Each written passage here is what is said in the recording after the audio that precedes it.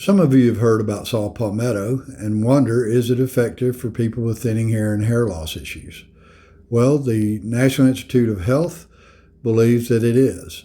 These products can be derived from a natural base in the southeastern United States, a small bush called the palmetto bush.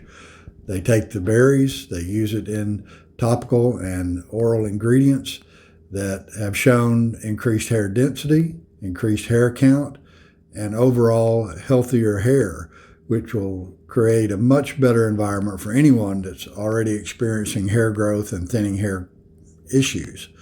So the answer to saw palmetto, does it work? First is the answer to that is yes. Secondly, is it a natural plant-based product? Yes, it is. So the side effects, the risk factor for using these products is non-existent from what we have determined from the studies that have been shown so far.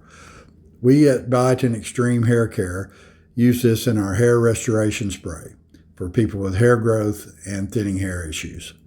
So check it out, hair restoration spray at biotinextreme.com.